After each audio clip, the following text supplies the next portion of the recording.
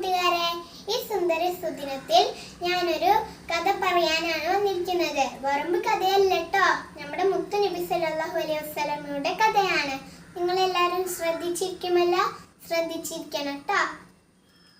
ഒരു ദിവസം മുഹമ്മദ് നബി സല്ലല്ലാഹു അലൈഹി വസല്ലമ കഅബയുടെ അടുത്ത് നിന്ന് നിസ്കരിക്കുകയായിരുന്നു.